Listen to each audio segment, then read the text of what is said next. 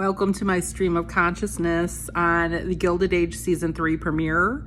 I'm going to try to do every episode, but I've said this before and then I get super busy and I'm on a really busy assignment. I work almost every day right now trying to pay some stuff. So anyway, stream of consciousness, here we go. We know we have to always wait over a year for this to be produced, even though they're in production so long. There's a lot of post-production. So by the time the new season comes out, I am so excited. I watch the clock. I count it down for my app, which is now called, I think, Max, but I call it Hobo or HBO, whatever. Writing's brilliant. Costumes are brilliant. Scenery, background is brilliant. Acting is brilliant. These theater nerds are like amazing. If you don't know what the Gilded Age is, the 1880s is considered the Gilded Age of America. This is a United States time period piece. And I thought they started off really well. Of course, Cynthia Nixon and Baranski, holy crap. Amazing powerhouse actresses. I feel like they're in charge of everything and they rule everything, and I'm here for it. All of the younger actors, too, are phenomenal. All of the storylines are intriguing. All of the characters that work in the downstairs or the servants for the rich people, amazing.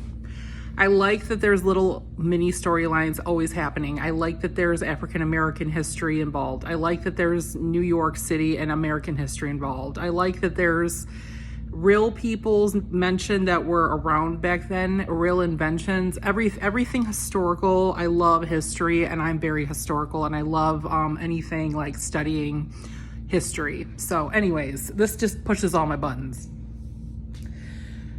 All right, Bertha Russell is probably closest to my personality, of where she thinks she's always right. She's very stubborn. She stands up for what she believes in. She doesn't take crap from people. Her mouth gets her in trouble.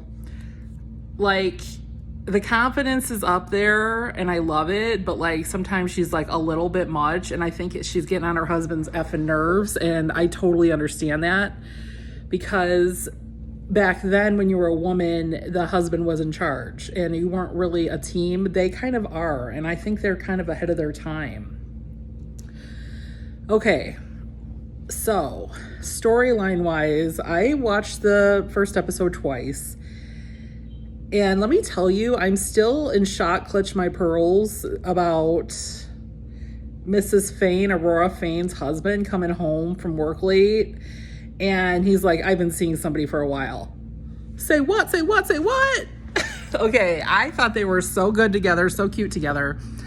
But she mentioned, I overanalyze everything if you know me. She mentioned that they didn't have kids. I wonder if that was partly why he started seeing someone else, because he might want that. And maybe she is unable. They don't explain that. I'm just like reading into the conversation. Also, he said, I've been seeing someone for a while. Like, I've been that wife, actually. I don't want to like get into that, and I've forgiven him a long time ago, and you know, things are different now and I'm old. But it hurts so much when you find that out. It hurts so much. And she did not deserve that. And so the way he explained the way that divorce worked in 1880s is the woman should, or to save his reputation, she should divorce him as if she's the aggressor. And she says, I am not divorcing you to ruin my life, which, as you know, women did not work back then. It was looked down on, and she relies on him to support her. So why would she divorce him? So that gets me thinking, are they going to have a scenario for this season where she's going to allow him to see the mistress, at least for a while? Or is she going to like fight against this divorce and fight against this woman and try to keep her husband? Or like, way are we going to go with this storyline? Because this came out of like nowhere, because I thought they were so great together, and she wasn't really, they didn't really say that their relationship wasn't good in the past 2 seasons. So, okay, I don't know. This could go a bunch of ways. Or maybe she gets a lawyer and the lawyer advises her to do something else. Or maybe she does get pregnant and finds out. And I don't know. Anything could happen. Like, literally. It's not like they had birth control. Okay. Oscar Russell's character, or I'm sorry, not Russell, Oscar's Van Ryan's character, they let us know he is homosexual. Of course, you could not be open back then with your sexuality. I want him to have a relationship with a man, and I want him to stop hiding, because that is what got him in trouble last season with this Maud Beaton, is that he was trying to marry somebody in his class of society that was a wealthy woman, and she ended up not being that and being a swindler, and he wanted to desperately get married to a woman to help hide his homosexuality. I don't know like where they're gonna go with that, but like I would love to see or at least a secret love story would be nice. But because he had one in season 1 with John Adams, and they were very cute together, and they were roommates. They shared a apartment. And then what happened with that, I don't know. I guess they said they'd always be friends because Oscar had said a few times he needs to marry a woman. It's expected of him, and he's the only male heir, so he needs to get married, if you know what I mean. Things were like that, obviously. Very traditional. Okay. I was really put off. I love Cynthia Nixon. She is like my goddess of goddesses. I was so put off by how kind of rude she was a little bit, because she was so humble and meek for the last 2 seasons. Yes, now she has a lot of money. Probably millions they've let on, but it did change her as a person, and she feels that she's running that house. And I kind of wish that her and her sister Agnes would be more of a team and say, okay, we're both women of a certain age, and we both need to support each other, and we both need to be a team. Let's make decisions together. It stung, some of the things she would say, or just how she wanted things to be her way now. I'm not saying that her sister was right before, but I feel like I would like them to meet in the middle, and it was so uncomfortable. But that's the thing, the show, the acting's so great. You get invested in the story and the acting and the people and the tension. I guess you could sense the tension, and it makes me like, ugh, the anxiety, you know? And of course, their disputes affect the wait staff in the house, the servants, and then they're on edge because they don't know where they stand or if they should get involved, and it's all uncomfortable. Okay, Larry Russell pissed me off, okay? This is John Jack Trotter's invention that you stuck your nose in. I mean, he asked you for some advice and then you took over because you know people. You posed yourself as trying to help him, but now you're trying to shut him out. He should be presenting how his invention works, how he, invented it, and help sell it, because he is the inventor of the product. You're just some dude that came in later. Like, step off. I am so irritated with how he acted. And then, I'm sorry, my favorite character used to be Marion, of course. She just kissed Mr. Rakes right off the bat, and they would meet secretly and make out that whole season. And then he dumped her because he was a douche. And then she meets Dashiell. She didn't really like him, but she went along with everything he wanted to do. Now that she has a guy that genuinely cares for her and is really sweet, and he says he'll wait for her, she's like, oh, we can't kiss. We have to wait. Oh, I have to lay low. Oh, now she's being modest, and it's kind of rude because he's like a good guy. Like, the first guy wanted something from her. The second guy wanted something for her. This guy more wants to take care of her. And I don't like how she's playing it. It's irritating. Also, Miss Scott, or Peggy Scott, the writer, is still working for the Van Ryns in a secretarial manner while she's trying to get her writings published. Awesome, great. I love her. Great actress. She's suddenly sick with something, and I'm getting nervous. They're not saying what it is. Is it tuberculosis? Did she catch some kind of virus? I think it's historically going to probably be something that did happen back then. But it's like very unnerving. They talk about the racial issues. The doctor didn't want to treat her because she was African American. Ugh. Like that, I get the ick. Racism's like one of the main things that really, really makes me so uncomfortable and upset, because who the heck can help how they look, right? Or who their parents are or where they were born. None of that is anybody's fault. Racism to me is so backwards. That's my neighbor's dog barking, if you heard that. Okay, so listen. Gladys does not like the Duke. I think this still happens today, and I know I can be a pushy mom at times with certain things. Like, if you look back at the Gilded Age, they have, dollar princesses or American socialites or rich women who are like heiresses marry British royalty to help the royalty stay rich, but then also to marry them off to someone in their class. And there are business deals instead of love. And she wants to marry for love, and her mother wants her to marry the Duke just because he has a title. And she is interested in someone else. I cannot wait to see how this pans out. Everything is about appearances to Mrs. Russell, Bertha Russell. I hate that, but like, I feel like I'm like that about certain things too. Like, you want your kid to graduate college. Maybe they're not a person that likes college. You want your kid to like marry well. Maybe they pick someone you wouldn't really like. Like, I get it, but like, I don't think I could like force my kids to marry someone. It makes me like, all of these things are causing me so much anxiety and tension when I watch it. I'm like, oh, I feel like Mrs. Fish was not as nosy as she usually is in this episode, and I was so disappointed. I thought she was going to be in those kids' business and telling Mrs. Russell everything, and she was just not getting involved for some reason. And I'm like, this is like the town gossip. This is like the town crier. And she did not like go all out. I don't know why. Oh my gosh, so many characters. Okay, so the thing about this cast is there's so many characters. I love every one of them. Oh, I loved this scene because it's winter and it was cold. You could feel it. And you could tell like they were shivering, or like the scenes that just how it was. It's like where I grew up in the Detroit, Michigan area.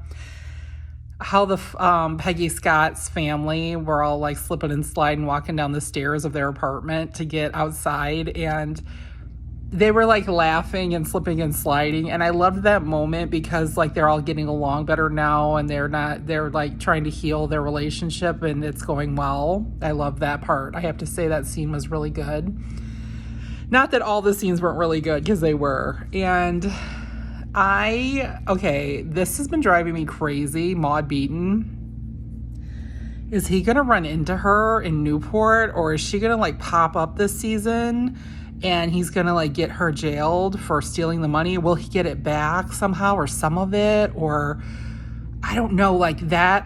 If they leave me on a cliffhanger with that storyline, or it never gets like, she never gets justice, or like he never like finds out who she really was or anything, I'm going to be so upset. Also, the chef and the housemaid, they need to get married. I forget their names, Borden and Mrs. somebody at the Russell house. I want them to get married. They're so cute. They always have fun together. They go on little dates. I'm waiting for them to marry. I think it'd be so great. There's always been like on and off like tension with Jack and the cook's assistant / maid. I forget her name right now, unfortunately. She plays the Irish character, or Scottish accent, Irish or Scottish accent. They need to make out or get married or something too, because they like live in the house together. There's obviously something there. They're kind of on again, off again. I like you, I don't like you. But she always encourages him with his invention. And she always like is very positive and supportive to him. And I want them to have something good happen. So I'd like to see that happen this season. Gosh, there's so much. Mr. Russell, of course, he's got his brass balls. He's always trying to like take over the world, take over every industry. Okay, so yes, the railroads are a big deal. My great grandfather worked on the railroads as well. I don't know how much of it's like fiction and how much is real about like his railroad business. Did they also buy up mines and other things along the way, or land just to build the railroad, but then they let the businesses go that they bought just for the land? I don't know what all that means, or if they did, but like I still feel like in my heart the railroad thing with Mr. Russell, if you saw my video like a couple years ago from season 1, Marion's dad had some railroad stocks, and Mr. Rakes said they were worthless, and he said don't even bother like trying to turn them in, they're worthless. I think they were worth something because the railroad was so huge back then. That was the only way to travel, and nobody had a car. Everybody did horse and carriage, and if you were going to get anywhere that was a distance, you had to take a train. I feel like, did Mr. Rakes steal the stocks from Marion's, inheritance when her dad died? I've always said that. I know that's season 1. I know I'm talking about episode 1 of season 3. But like this show, there's so many little, like in the conversations and in the gestures, there's so much that's not said or things you can imply because the acting is so good. Like these are theater nerds. Like they're super, super talented. They're not just like, this is their first gig and they don't know what they're doing and they're awkward. Like you sense that these are real people, these characters, or that they have like their character traits, like the way they speak, their mannerisms, like all of that. They are so good, like dead on. I know that they like perfect this and that's what they get paid for. But like, I think I'm a pretty good actress, but I don't even know if I could fully do this. But I'm sure the costuming helps as well. And it like being on set with people that are like that too, and you're doing that, it'd probably like rub off on me, I'm thinking. But anyway, I digress. Watch episode 1. Leave me a comment if you have other thoughts, because there was so many storylines happening all at one time. And just the class systems with the household help, the people that work for the household, the disparities of people who are African American compared to how the others are treated, everything that was happening in New York City at the time. All like, they were talking about the temperance movement, meaning like being very modest. That was always like, I'm still big on manners, but like I don't mind if other people, smoke, recreational things or drink. I really don't. So like I get like those things are important to them. Going to church is important to me too, but like I don't judge others that don't go to church. Kind of like that. So I like that they bring up these things like of how society was supposed to be more civilized back then, and people had manners and people went to church and people were more just a little more conscientious about the charity and others, helping others. I think we could get back to some of that and being proper and like nice to people, of course, but I don't know. The fact that money changes people too, that's never going to go away. Like if you go from zero to money to so much money, it would be bound to change you. So I think that's going to be one of the lessons this season. But this is just episode 1. We're going to see where this goes. I'm waiting to see 2. The lady's maid that was fired, that messed with Mr. Russell. I'm trying to think what her, Mrs. Winterton now, but what was her name? Oh, Turner, Miss Turner. She's got to pop up. She is so good, and she is like so like Mrs. Russell has like all the haters. She's like hater number 1, and I'm here for it because I am like that. Like when you, the better you are at something, or like the higher you climb in a corporation, society, your friend group, you are going to have those haters. And I am waiting to see like what happens with Mrs. Winterton. She's the one that actually brought the Duke into the fold. How's that going to pan out? There's so many questions. I can't wait. Let me know what you guys think, and tell me like what you really think about the fashions as well. Thank you for watching, and please watch. I'm going to try to do this every week. Okay. Thank you.